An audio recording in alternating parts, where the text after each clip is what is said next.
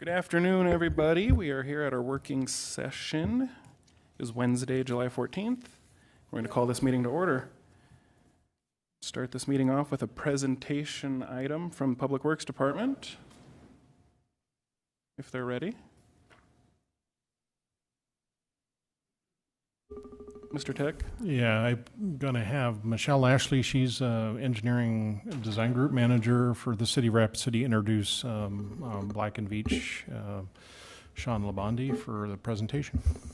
So Sean Labonde has been hired, or Black and Veatch has been hired by the city to do our water master plan. And as a part of that, the TID that was approved earlier this year for Shepherd Hills had proposed relocating a booster station.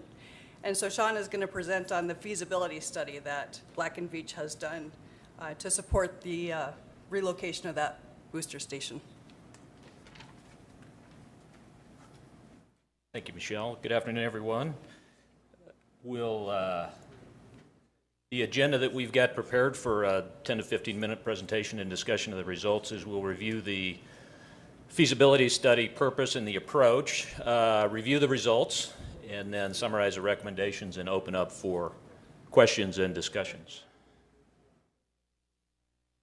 So this map here is a portion of the northeast section of the city's water distribution system. And we've shown both the existing service area and then future service areas. But if, let's see if you can see, there's my mouse.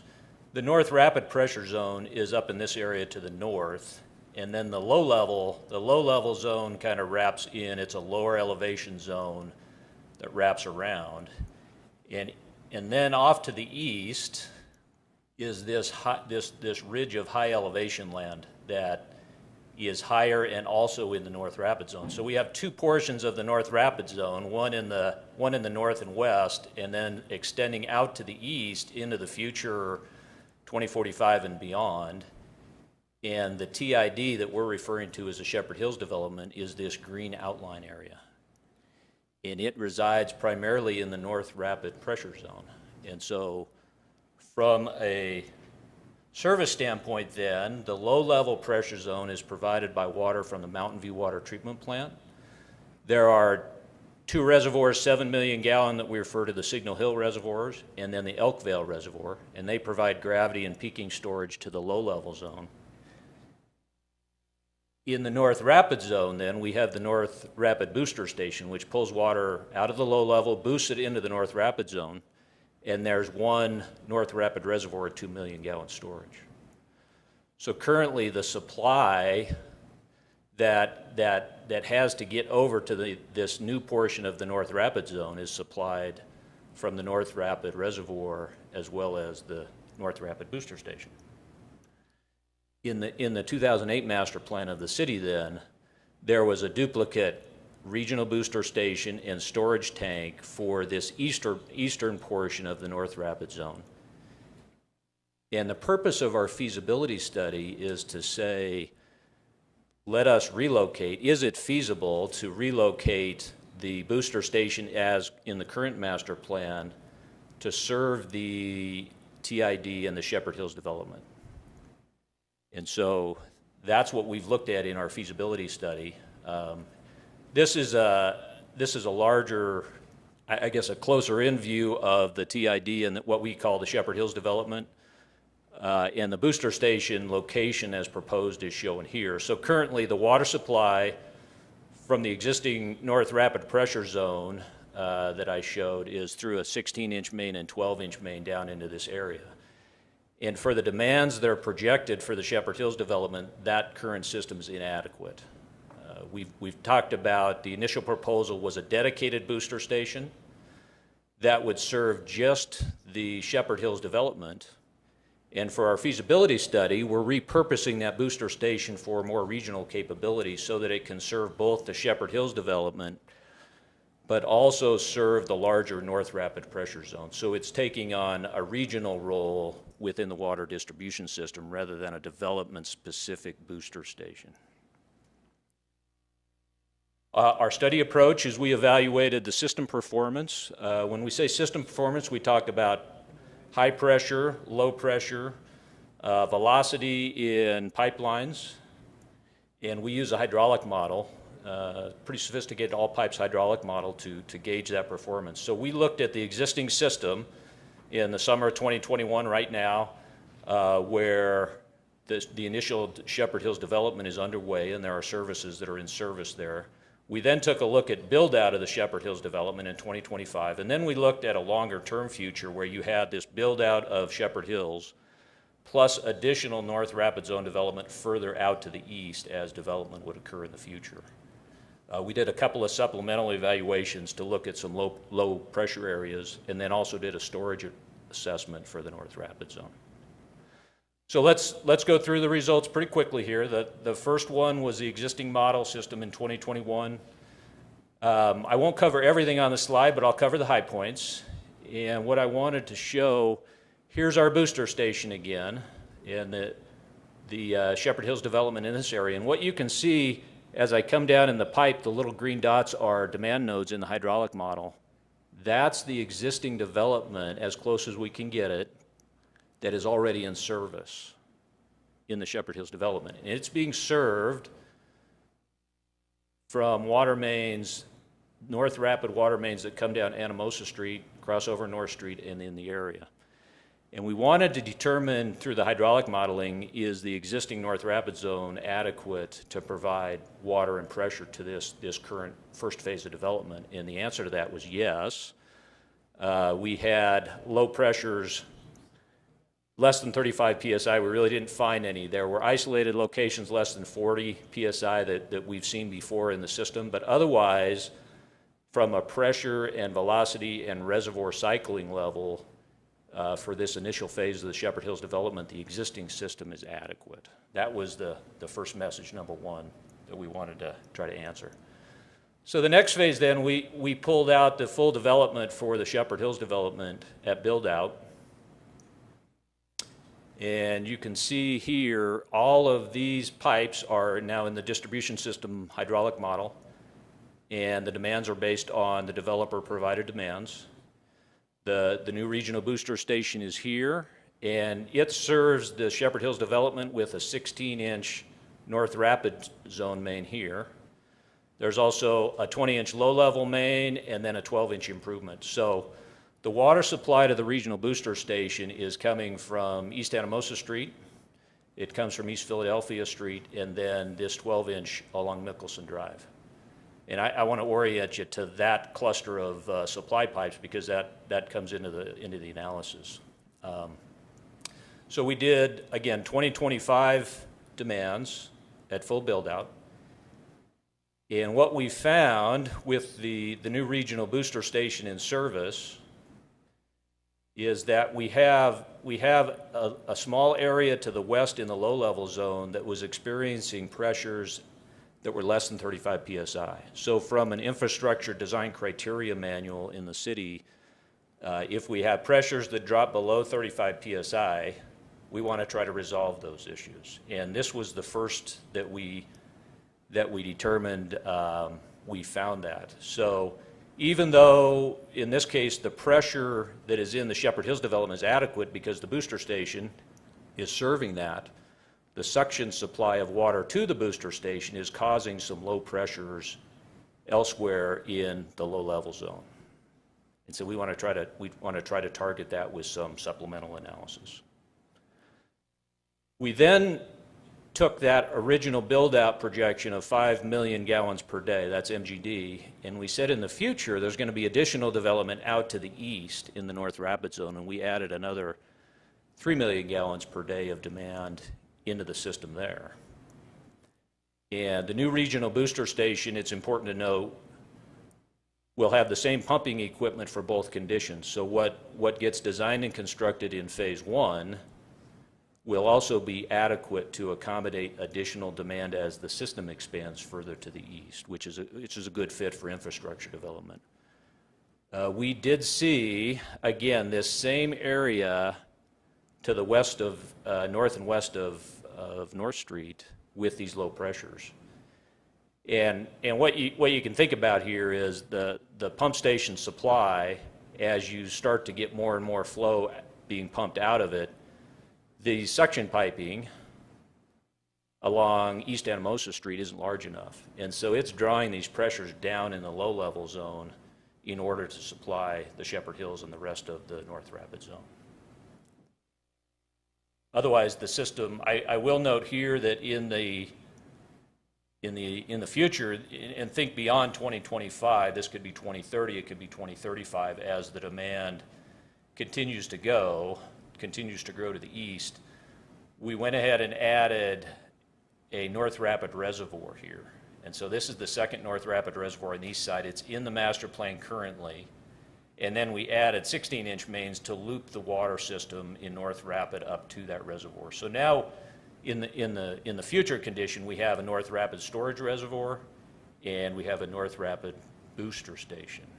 Just like you have on the west side of the North Rapid zone, now you also have that on the east side of the North Rapid zone. So to get at these low-level pressures that were below 35 psi, we did some supplemental evaluations. And this is another representation of that graphic. There were two areas. Pressure area 1 was up in this area, and then pressure area 2 was a little bit to the south. And again, if you look at the main water supply to the booster station is coming up water mains that are in North Street and from East Anamosa Street down into the pump station. And because the pump station is pumping at a higher rate, then the pressures in this area start to fall off. So some potential solutions, we could upsize mains that are in Anamosa Street and North Street to get more water flow to that. But those are all roads that are paved in concrete pavement. It's expensive to do that water line replacement and upsizing. The other possibility, because these are in the high end of the low zone, we could actually rezone those. And through some valving and probably some cut-ins of new valves, you can actually turn this area of low pressure, convert it over to the North Rapid zone, and thereby increasing the pressure to do that. There's been some discussions, previous studies of the city to do that. And then third, the third bullet is what we looked at was, well, how do you get additional water supply to the booster station from the south in the low-level zone? So instead of bringing all the water supply to the booster station along Anamosa in Philadelphia, we want to get more water down here on Highway 44 and then cut it up from the south. And if we can get more water supply from the south, the head loss in the area up here would be less and these pressures would probably reconcile themselves. So that was the analysis we did to determine how effective can we be at that. Same diagram here now, and this shows the improvements. So the improvements would be a 30-inch main that runs along Highway 44 from Campbell Street down to Mickelson Drive. And then we would run a 16-inch water main from Highway 44 up to East Anamosa along Mickelson Street. There's one important figure to note here is that our improvement is a 16-inch main. Within the TID plan, there is a baseline improvement for 12-inch along Mickelson part of the way to connect to the existing system. And in this analysis, what the results indicate is the 12 inches inadequate to rectify pressures in the low-level pressure zone. So we want that to be a 16-inch. What was interesting then, in the detail of the results, when we just have this 12-inch main that is part of the TID, that's the only improvement in place as far as supply, new supply to the new booster station.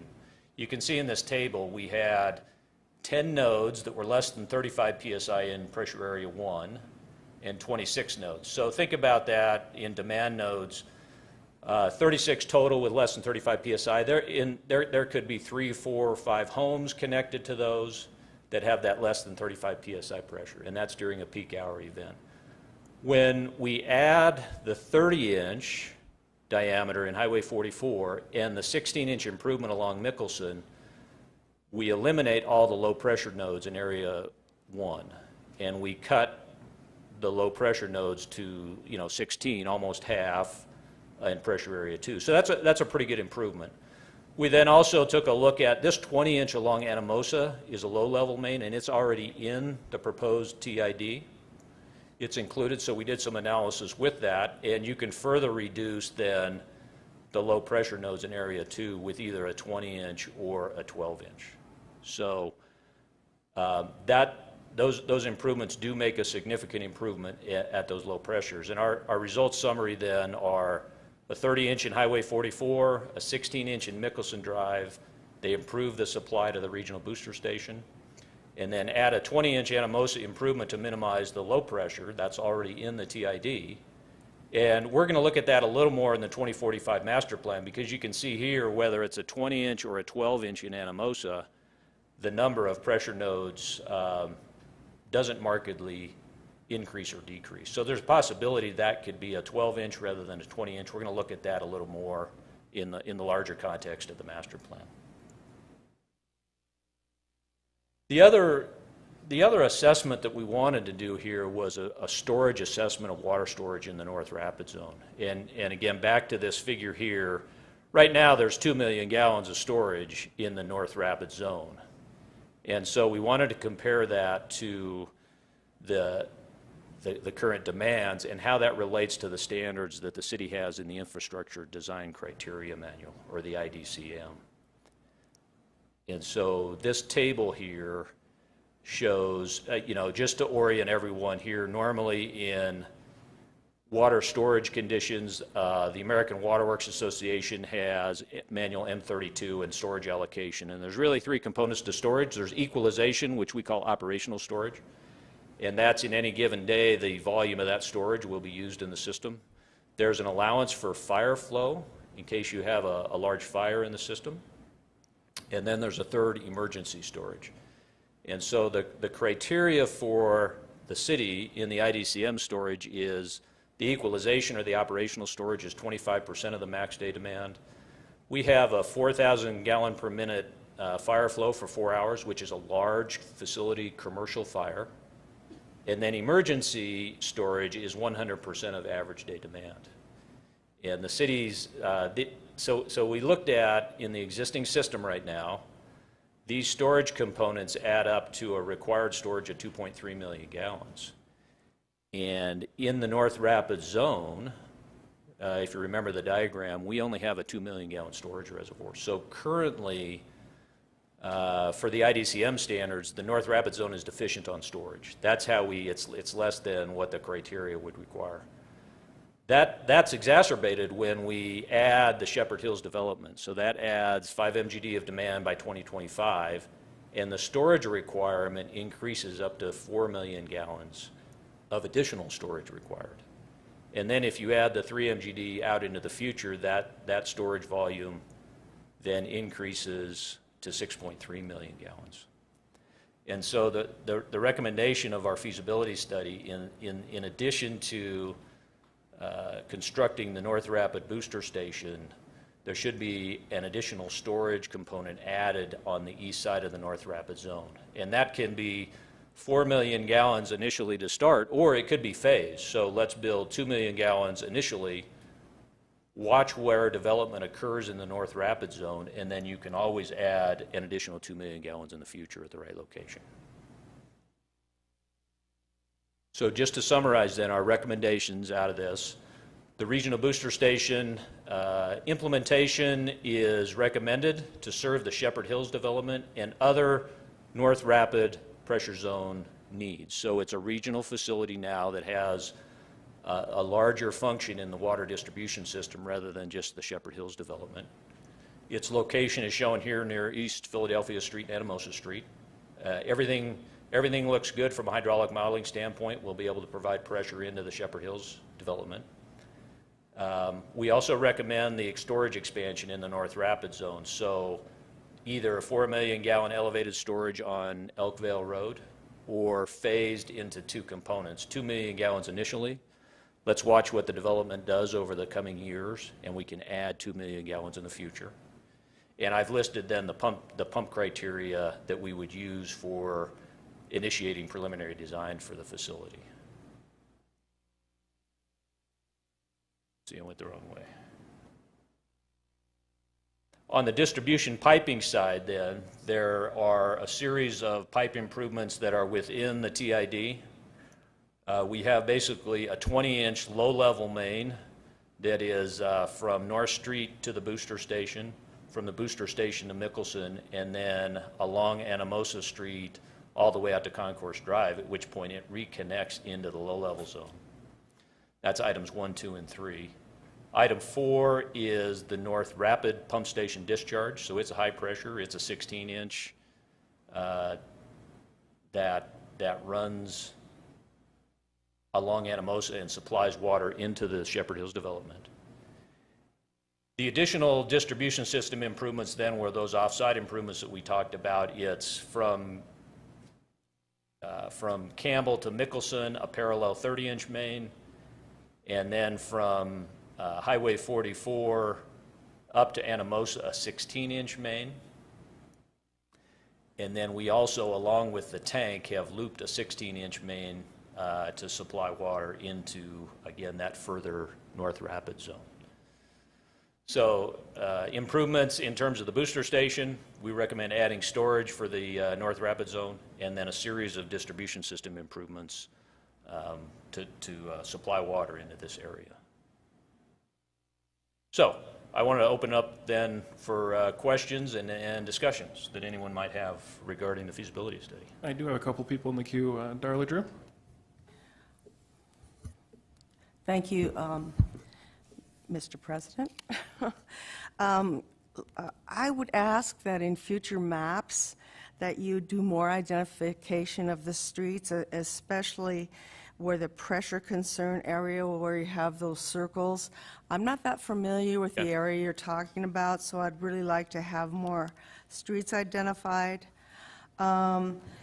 If I know this is a master plan or feasibility study, do you know anything about when you put in these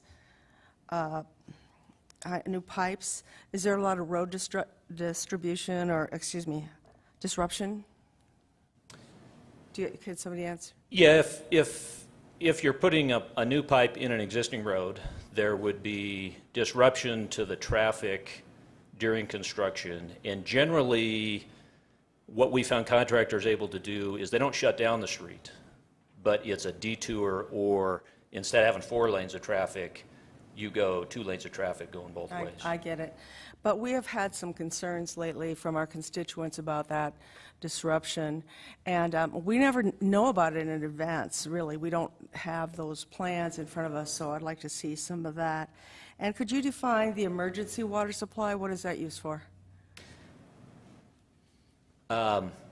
When we're designing water systems and components, we don't like to design the facilities right on the edge. So what you think about in terms of let me have a max day demand condition, you're going to use the top half of that operational storage.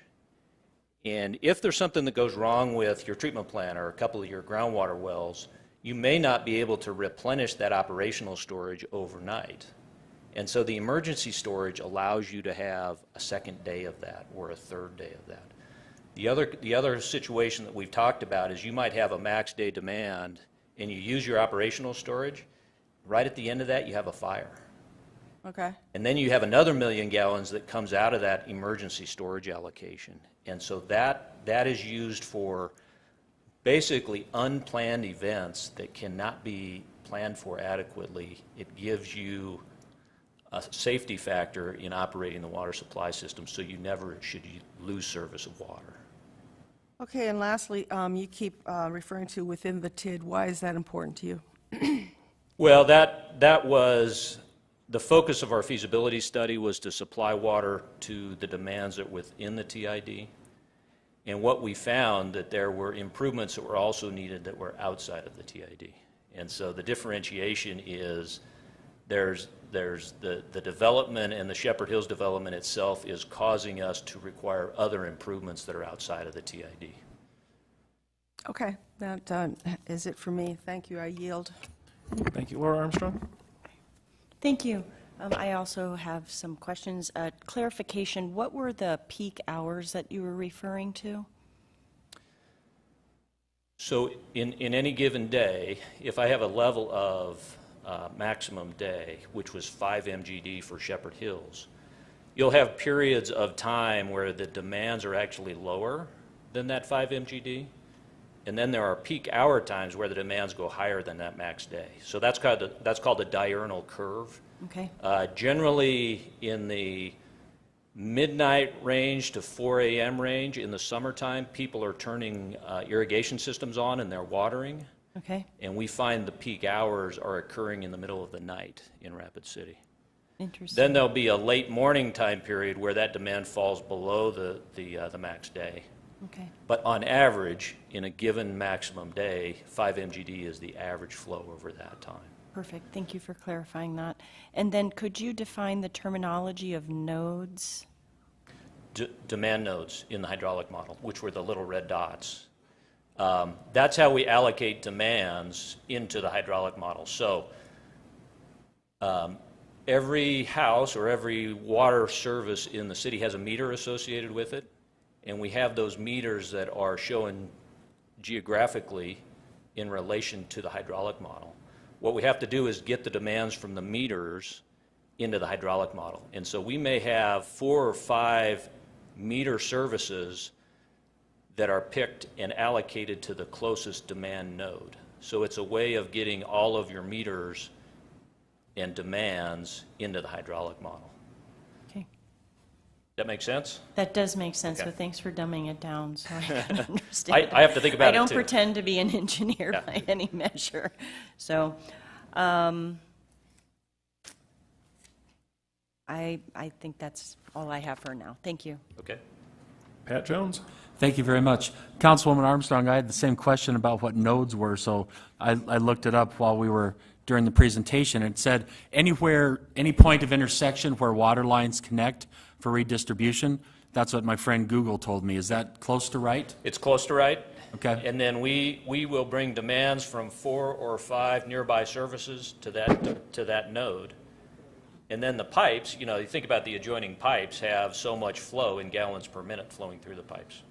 Okay, so thank you, sir. Then my next question, you mentioned about storage and perhaps could start with 2 million and then add more later. Did I hear you say that correctly? Correct. Can you ever have too much storage for water? You can, absolutely. And that shows up when you start to have low chlorine residuals in the wintertime.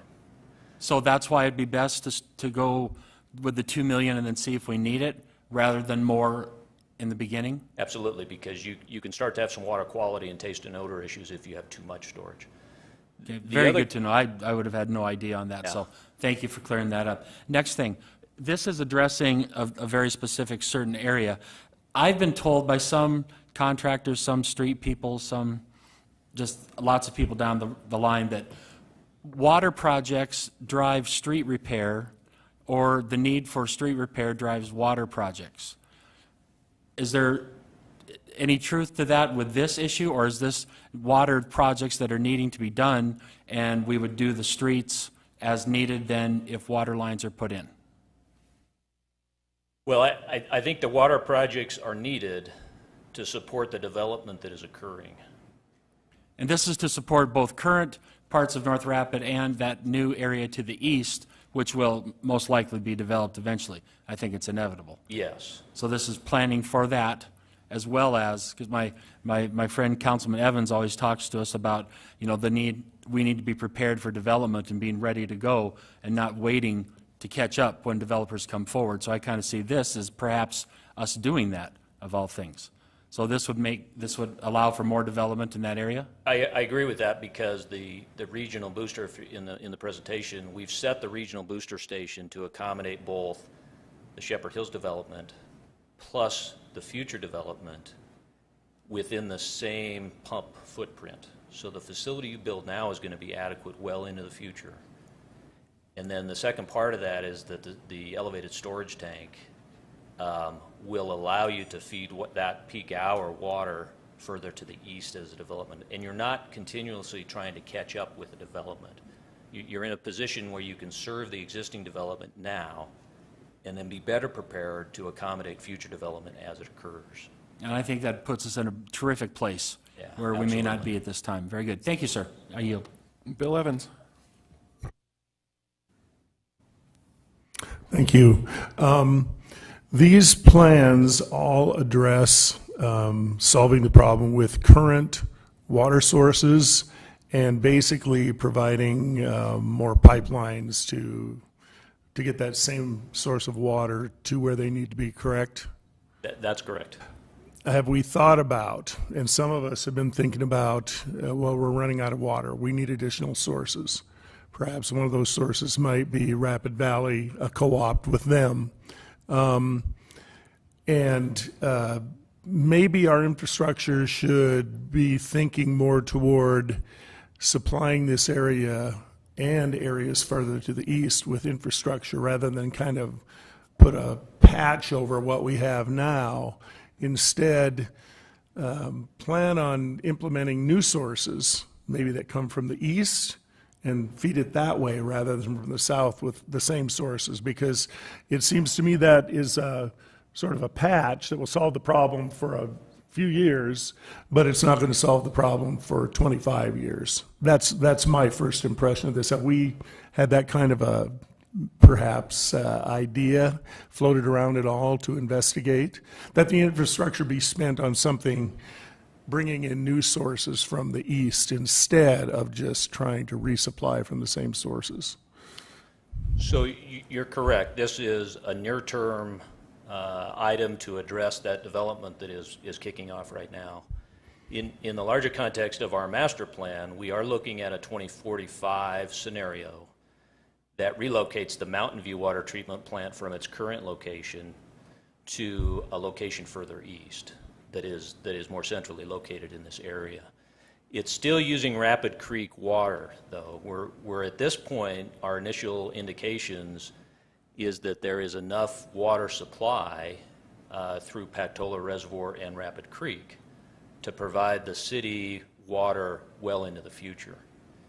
And that's 2045 as well as 2115 in terms of the demand numbers we're looking at. So you supplement that Rapid Creek water with groundwater, and right now we're not looking at any other sources to supplement the existing sources. Well, I think before we approve money to spend doing this patch, which is kind of what it is, we perhaps look at a slightly longer term solution and the money be spent to prepare for what's coming in the future. And I think it is based upon population projections and everything. So we need to have further discussion about this. Thank you. Mr. Weifenbach. Thank you, Mr. Chair. I don't want to assume anything, but this booster station on TID 86, is that 84, is that being paid for by the developer? Is that what we talked about? Might have to be answered by the public. So so we designed it as a regional, like, if I remember that conversation. I believe for TID 86, or whatever the TID number was, yeah, the developer proposed to construct a booster station. The purpose of this feasibility study is to determine what portion of it is regional in nature.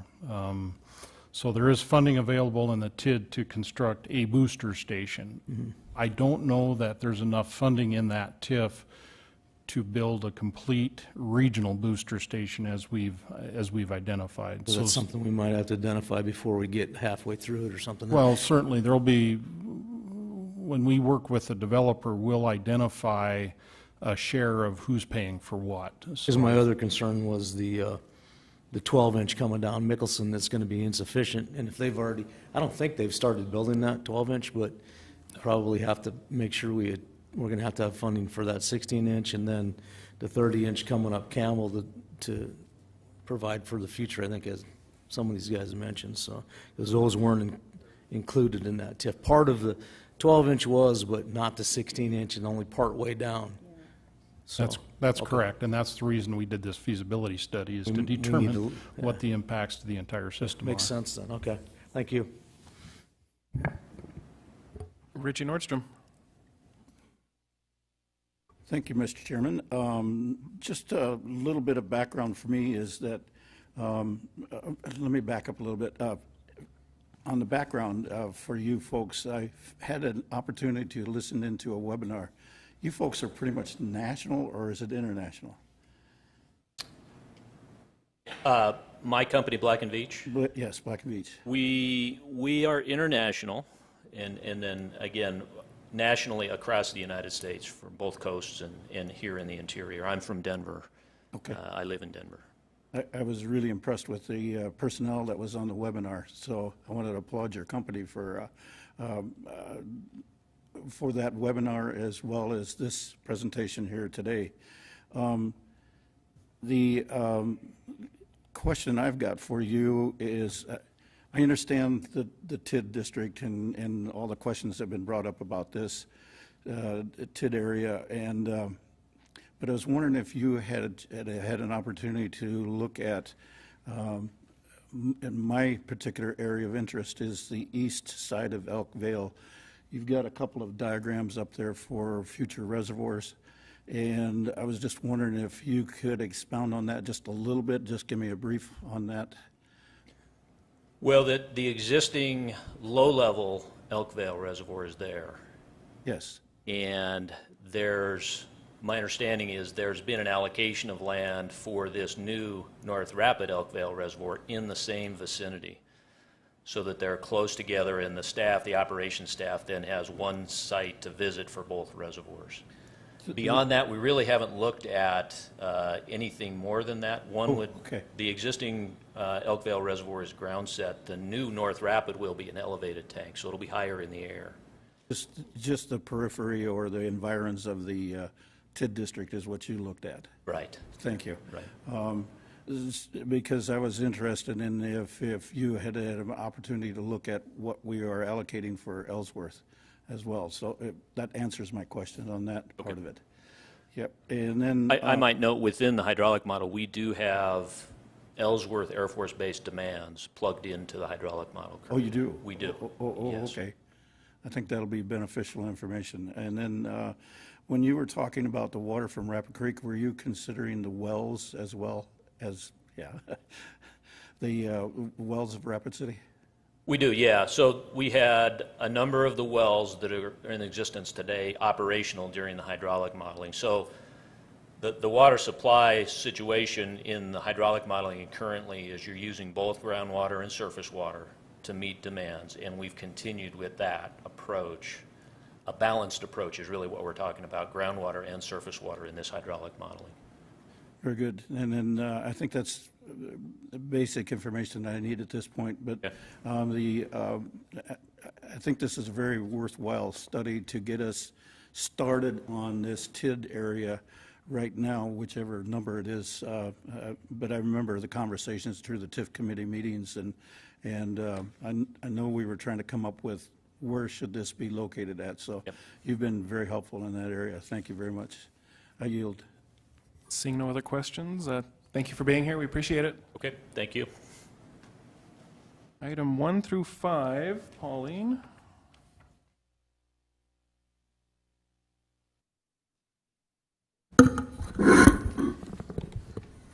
Number 1 is an assessment appeal from Nikki Kuchenbecker, and I apologize if I'm pronouncing that wrong. As I put in my memo that's attached to the agenda, this is no surprise. This is the property that was previously owned by Gordon Howie, and during the middle of the process, the ownership changed hands, so we started the process over with the new owner. Nikki had reached out to us saying that she would like to appeal this. I've also been contacted by Brendan Casey, who has a financial interest in it because he is the one financing the property. As I've said before, the assessment actually goes with the property and not the individual. That's how it gets assessed. It ends up on the tax rolls, much like unpaid property taxes. It needs to be paid. Eventually, it will end up there. When I responded to Mr. Casey's questions, one of the things that I pointed out, and I'd like to reiterate here, is that it is that homeowner's responsibility to disclose this. I happened to pull up the disclosure online for 2021 for a residential property, and number 3 on the very first page says, "Are you aware of any unrecorded liens or assessments against the property?" And this is where that would fall. So in my opinion, it's a matter between the previous owner and the current owner. They need to work it out. The city has spent the money. It should not be on the taxpayers to foot that bill. And so my recommendation come Monday night would be to deny the appeal. Mr. Casey said he was not able to come to the meeting today, but that he would be at the meeting on Monday. So just so you guys are aware of that. Number 2, that is standard for work comp purposes. Number 3, those are for mowing and debris removal. There's 4 properties on that resolution this time. Number 4 is our sales tax through the month of May. We are up 23.36% over the same time period last year. That equates to about $2.5 million in the general fund. Very much better than what we had budgeted for. I believe we budgeted for around 2% increase over 2019 numbers. So that will be interesting to see how we end up at the end of the year. Number 5, this is our annual time to come before you with a memo on malt beverage licenses that are eligible for lottery. We have an ordinance that we allocate those licenses based on population. So for every 843 people in our population estimate or census, they can have 1 license. Currently, we could have 92 licenses, which would be 23 more than we have now. We have 69 malt beverage with video licenses issued. 65 of those are active, 4 continue to remain inactive. This is also usually the time when you guys would decide if you want to leave it as is, if you want to open up more licenses, that type of thing. I will tell you the 4 inactive licenses, the conversations that the owner has with Heidi in my office, he has indicated that he would like to be using them, but he can't find locations for them. So that's about all I know on that. You obviously don't have to make a decision today. Then down below, I believe it's maybe number 18 is the last item on the agenda. It talks about petty cash funds and change funds. We are increasing change funds for the swimming pools and decreasing change funds for the library. The library didn't use it. Obviously, the swimming pools are open now and they need to get their change funds back to an operating level. Jason Solomon, you had some questions?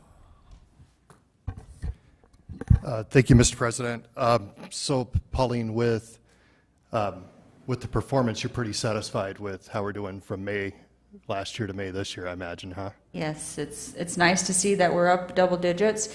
That increase will probably level out as the year goes on, because this is part of the time where COVID, we had businesses shut down in May last year because they were operating on a very small scale, doing to-go orders and curbside pickup and that type of thing. So I do expect that it will start, the overall increase will start decreasing some.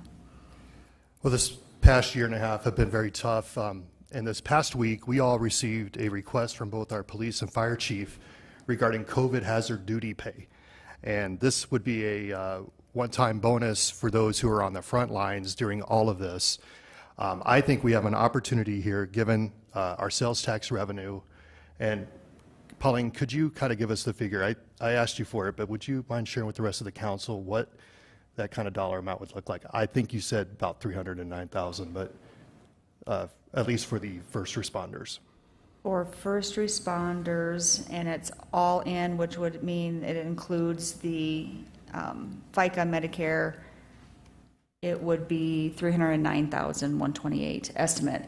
That's the maximum, because if anybody has left the fire or police department since we ran these numbers, because they would have to be a current, what was proposed is they would have to still be a current employee and worked last year. 309,000 for the police and fire. So my request for Monday night's council meeting is that we place this on the agenda, or if it can't be done for Monday night, at least the following agenda, for us to actually make right on this. I think this is an opportunity for the leaders of this city to tell the first responders in our police and fire department that we have your backs. thank you for all that you've done. We know what you've had to put up with, not only risking your own health and own safety, but ensuring that we remain a great place to live.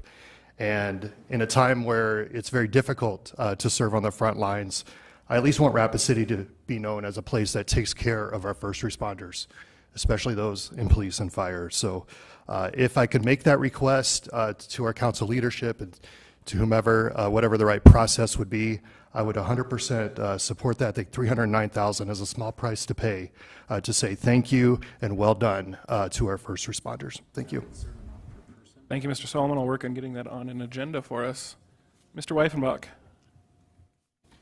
Thank you, Mr. Chair. I wasn't going to respond to that, but I will. But I have a tendency to agree with Alderman Solomon there. I think that the COVID funds that were put forward that was some of the reason that we got the $20 million in the first place, was to help cover some of that. But our sales tax covered it. We used it, and now it's sitting there. I think this would be appropriate. I'm not sure how we get it on the agenda. I would agree with that. But the other reason I chimed in was I think it might be a good time for our city attorney to explain to us how an assessment works, like a mechanic's lien, or I think there's a different process for this type of assessment, that why it sticks to the property. So we'll have a better understanding Monday. So I would request that Mr. Landine explain. Landine, if you would, please.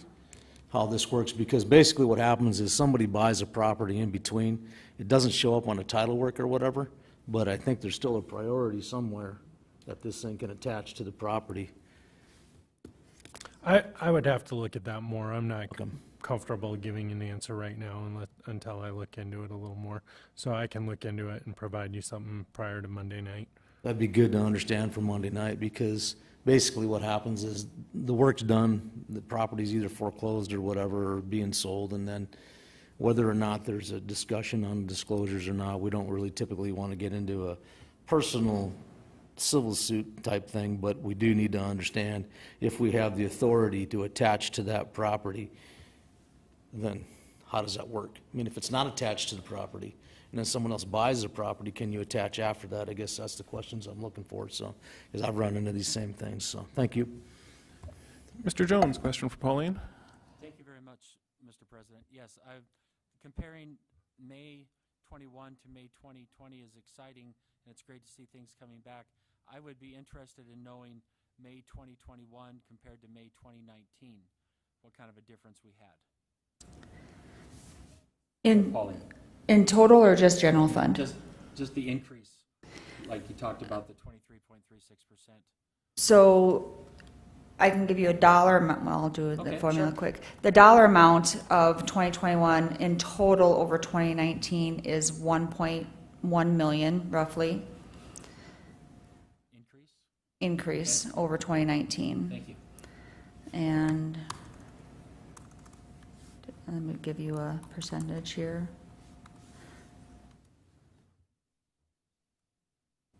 Which is, that's not the right one. Extra zero. About a 21% increase. Just 21% increase. May of 2021 over just the month of May, right. Over the month of May in 2019. So that makes those numbers, I think, even more realistic. We all know the COVID year was down, but seeing a 21% increase comparing May 2019 to May 2021, I think is very exciting. And I would concur, I would very much agree with my colleague to the right about the pay for our public safety folks. Couldn't agree more, and I appreciate you bringing that forward. My other question was, the 843 people equals one lottery license. Is that a state law, or is that a Rapid City thing, or how is that determined? That is a city ordinance. City ordinance. Thank you. That's all. Mr. Nordstrom, some questions for Pauline? Thank you, Mr. President. I'd like to have the council consider, instead of using the word bonus, consider using the word hazard pay. And the reason I'm suggesting that is because in the rescue plan is that there is language that provides for and revenue that is provided for hazard pay. And if we could, and I don't need an answer from Pauline today, but if she could have the opportunity to look that up on the American Rescue Plan to see what that could be allowed for so that we could use the undesignated cash for my favorite one, fixing potholes, because I support the idea of getting the frontline people hazard pay instead of bonuses. And I think the language is a little bit, and I will yield to Pauline if she's got a better suggestion on that, but at the little bit that I've been able to read on the rescue plan, there is provisions for hazard pay or premium pay within that act. I do know Mr. Nordstrom is correct in that, the details of which it's been a long time since I've looked at. What I recall, it was supposed to be like an hourly rate difference during the COVID time. I would have to double check to see if this is something that we could do with that, but. And we can discuss that when we have an item on the agenda? Correct. Okay, thank you, Pauline. Yeah, if I may add on, if I recall correctly, Pauline, it's up to $13 an hour that they can receive. So, but I will yield to your expertise. So, thank you. Anything else, Pauline? Public Works, Mr. Tech.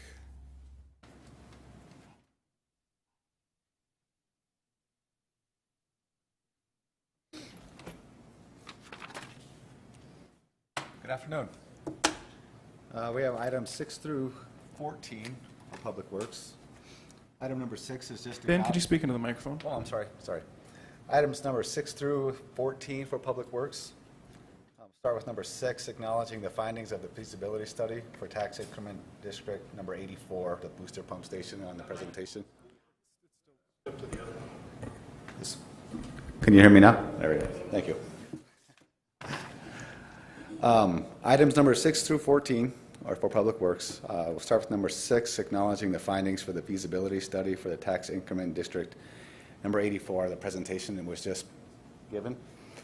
This is just acknowledging the findings and allocating staff resources to prepare an agreement with the developer identifying the terms of the booster pump station relocation, design, and construction, and investigating funding sources for additional infrastructure needed to support regional development in the Shepherd Hills area.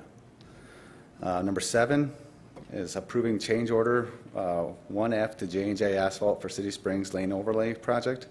It's a decrease of $2,450. That's the final change order for this project, and closing everything out now.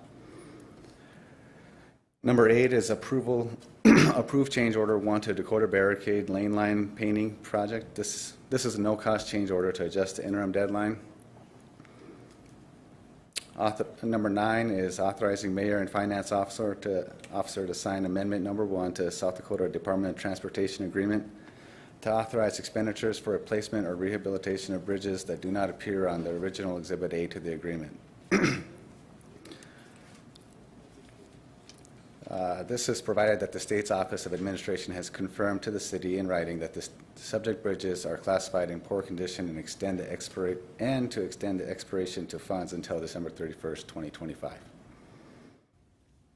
Item number 10 is authorizing mayor and finance director to sign an amendment to the original agreement between the City of Rapid and Long Branch Civil Engineering, Inc. for professional engineering services for Robbinsdale Phase 6 design. It's in the amount of $9,220. This is going to be for property acquisition for Phase 6C, I believe, right? Number 11 is authorizing mayor and finance officer to assign amendment number 3 with FMG Engineering for Elkvale Reservoir water level investigation, project number 51238, in the amount of $13,745. This is just extending our study on this and authorizing those expenditures for that study. Item number 12 is authorizing staff to advertise bids for pavement rehab project on West Louise Street, project number 202625. Estimated cost is $315,000. And item number 13 is authorizing staff to advertise for the East Main Street North Bridge repair, project number 192525, for $1.3 million. This is for by the fairgrounds, I believe. And Dale, I'm not sure about 14. Okay. Item 14 is a project for our enterprise funds. So We did something similar with our water and solid waste, and this project is a combination for water and water reclamation. So there's one project in there to do electrical upgrades for one of our booster stations. I believe it's the Robbinsdale Booster Station, and then I believe there's 6 projects out of our water reclamation facility that are large maintenance projects that need to be done to keep the old wastewater treatment plant chugging along. So that's the purpose of that project. And then I would like to bring to your attention, we received notice from the DOT just 2 days ago of an additional grant window for bridge repair, and it's got a very short deadline on it. We have to have that to them by August 1st. So the only way for us to get your approval to do that is Monday night at the council meeting. We'll have an agenda item to request authorization for the mayor to sign a grant request to the DOT for bridge repair.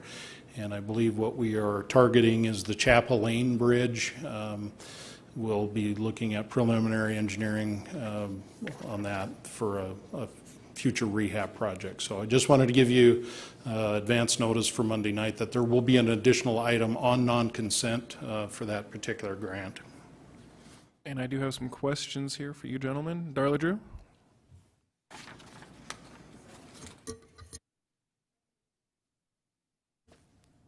Thank you, Mr. President. On item 13, we've got a project there for over $1 million. That is in the CIP. Is that money that's already been infused into the CIP? As part of our bridge replacement program with the DOT, we're eligible for state funding, so it's typically an 80-20 match.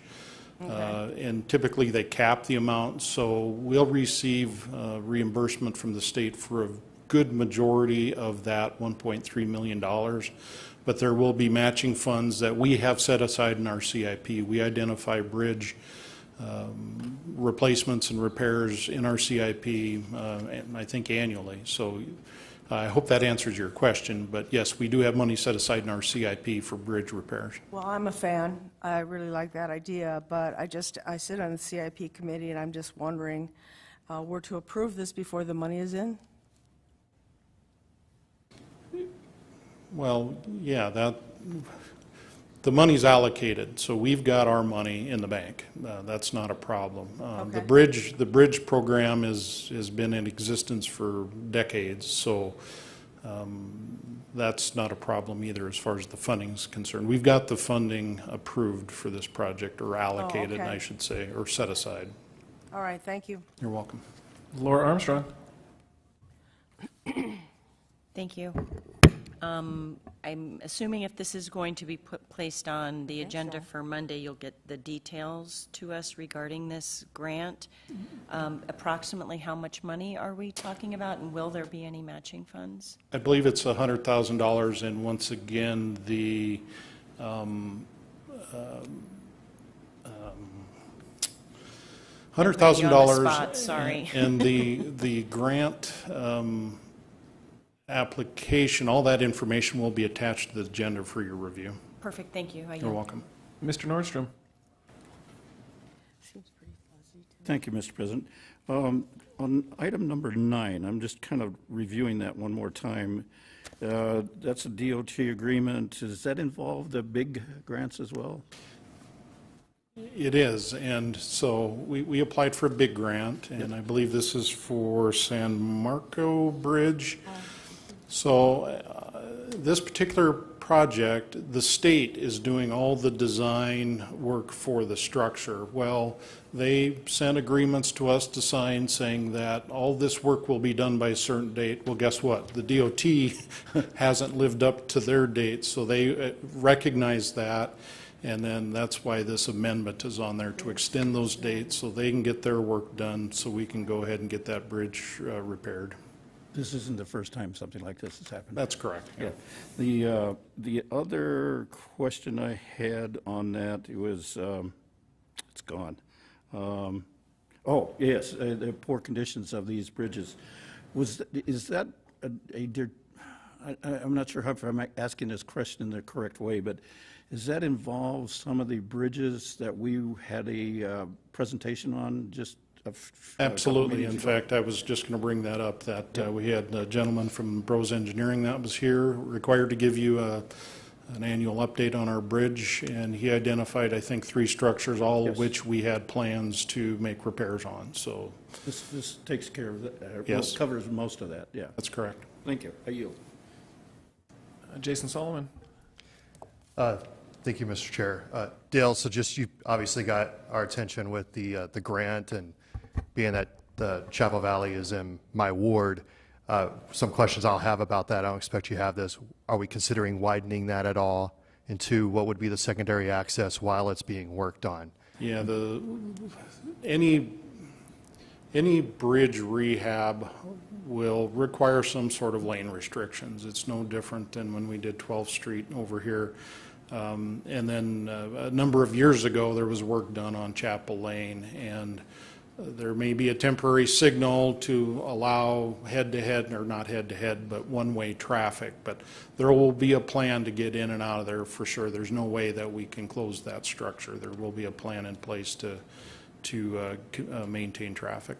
Problem with the one-way access that's also a bridge is if you have flooding or fire or all the other things we've talked about. That's something obviously we need to continue to explore in that neighborhood. 2, and this is just general to every time that we receive grants, whether it's from the state or the federal government, be great to know what those conditions are, what strings are attached to that. So obviously this will be used for bridges, but if there's any other information that we would need to know, perhaps you can make that available. Yeah, let me, I guess, summarize the state bridge program. That's all state funding that we receive, so there aren't federal hoops and requirements. It's pretty easy, pretty straightforward grant dollars. There aren't, well, you got to do this over here if you want money. It's straightforward. It's, we're working on this bridge. Here's how much you're eligible for. That's it. So that's one of the beautiful things about some of these DOT agreements is they're not bogged down with bureaucratic red tape on a federal level. Yeah, well, I asked that question to Chief Hedrick when he talks about a grant. I want to make sure fair treatment to others as well, and I'd just like to make that a habit anytime we accept any grants or funds from any other entity, that we make sure we are all very clear about what we're signing up for. Thank you for the update. I yield. Mr. Weifenbach. Thank you, Mr. President. On item number 6, we're having an open line of communication with the developer. Yes, we forwarded the findings of the study to Mr. Chaffee. I know Michelle has reached out and visited with him. I fully expected him to be here today, but he didn't show up. So we haven't received any concerns or comments from him. So yeah, certainly an open line. And part of what we're requesting is for us to sit down and negotiate, who's paying for what and who's doing what on some of these improvements. I want to digress for a second, Mr. President, on the, I'll go back to the acknowledge the report on retail on-off sale malt beverage licenses. I know we're just acknowledging a report, but I know that there was constituents in here that wanted to have a discussion or see if there was going to be a discussion on opening up, any of those 23 licenses that are available. So I don't know if anybody has questions, and I don't know who we would direct those to find the history on why we haven't opened up those licenses if they're available, or some, I guess, I don't know who we would, I guess it would be just up to us, huh? Whether we do that or not, or have the conversation about it on Monday night. Answer Mr. Weifenbach's question? Well, I would prefer Pauline. She generally finance decides. My recollection as far as the video lottery is that there's generally a perception that we have sufficient casinos in town and that there hasn't been a desire to open it up. But I mean, I think it is probably more of a policy question for the council than a question for staff. But I know Pauline is primarily, over the years I've been here, finance has been the primary on that. Okay. Well, I noticed they left, but I just thought if they were pursuing the licenses, there's an application and that stuff to go through the process. That, I mean, maybe we should have that Understanding discussion. as well, Pauline did have to leave for another obligation. So. Okay. Thanks. Darla Drew? Oh, no, that's a mistake. I don't have any questions. I'm done. On to community development. Michelle, Vicky had another obligation to go to, so you're taking over.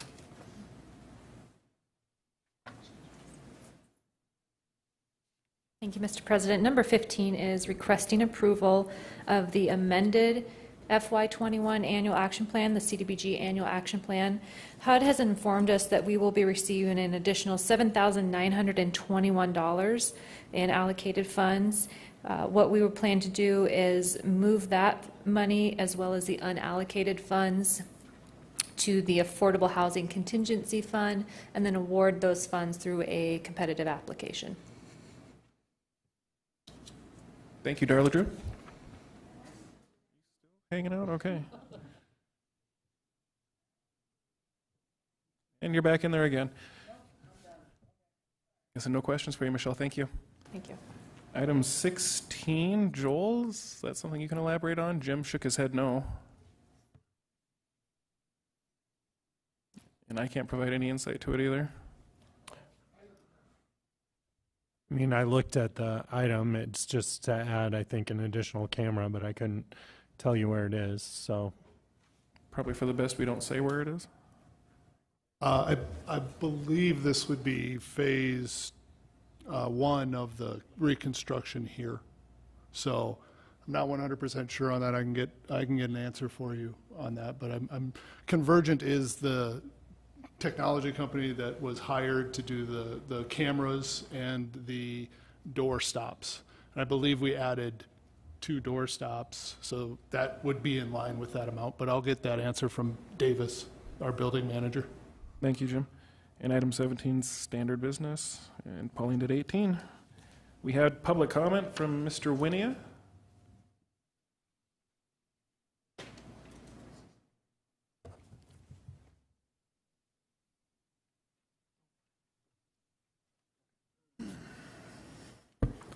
Good afternoon, council members. I'm here to speak on the eligible video lottery licenses that haven't been released in 20 years. I've been in the business for almost 30 years and have purchased several lottery licenses. There's only, as Pauline was alluding to, there's only 4 lottery licenses and available, and they're inactive. One person owns these licenses. They are not for sale. There's 23 that are available by population. I believe that, I'm doing a project out on Timmins Boulevard, and I believe if someone comes to the council in July when you review these and has a legitimate ask for some of these 23 licenses to be released, I think it should at least be considered. And like I say, there hasn't been any released for at least 20 years that I know of. So, I'm spending $1 million plus out there on Timmins on my project, and I'll be renting to 4 or 5 businesses, and that's what I do. I build a building, put a casino in it in an area that's been approved by the council, and I'll be renting to 4 or 5 businesses. And they will in turn, of course, be collecting sales tax along with myself paying 50% lottery tax to the state, and I can't find any lottery licenses that are available. I won't start construction until I have the 2 lottery licenses. That's a business I'm in, and so I believe now this ordinance that Mayor McLaughlin signed, or amendment to the ordinance, it's 25 years old, 26 years old. I believe that should be changed. I believe that these locations that are approved by the council, they should be eligible for a lottery license to be released to these locations. If there's nothing available, I believe they should be released to these locations that have been approved by the city council. You know, right now, the way it stands, you know, it's, like I say, there's nothing available, and, there's also there could be a huge benefit to the city on releasing these licenses. You know, the city could easily charge a $10,000 to $20,000 fee, one-time fee, when these lottery licenses are released. And anybody serious about being in the business would have no problem paying that. So, and I do not believe that all 23 licenses should be released at one time. I think it should be on a yearly basis when you guys meet for this yearly, you know, this yearly review. And I think that's you guys' job to review these every year when they come up. If somebody's sitting there has been waiting months or even a year for a lottery license, there's nothing available, nothing to buy, I think this ordinance should be changed, that you guys can address that and, you know, release the number you want and charge a fee for them. And, you know, that this ordinance is way outdated, this 25-year-old ordinance that Mayor Ed McLaughlin signed at that time. So I just wanted to give my input on that, and you know, I've been here 28 years operating these, and I'll probably be here a little longer, Lord willing. So I think it's something to consider for Monday night's council meeting, and I appreciate your consideration. Thank you, Mr. Winiat. Laura, you wanted to make an announcement, and Mr. Jones, you wanted to make one? Thank you for this opportunity. I just wanted to remind everybody or inform everybody that our rapid transit system is updating our transit plan, and I want to commend that department for setting up a booth tomorrow evening at 5:30 on the corner of Main Street and 6th during summer nights. People say, oh, I didn't hear we were doing this, or we were never involved. If you are downtown tomorrow evening, please stop by the booth, give your input, see what they're doing. You can get a copy of the proposed plan, and obviously a more informed constituent is a better constituent. So thank you. Pat Jones. Thank you, Chairman. I would like to take this opportunity to thank our outgoing board president, Laura Armstrong, for the work that you did in leading us through some very tough times. You and Vice President Lehman, now President Lehman. Thank you very much for all you did. You were extremely helpful to me and to many others behind the scenes, and your dedication and loyalty and service to the city is nothing short of amazing. So I want to thank you for what you did, and proud to have you as a member on our council. Thank you very much. And to our new officers, best of luck to you. Look forward to serving under you, or beside you. Thank you, Mr. Jones. Something.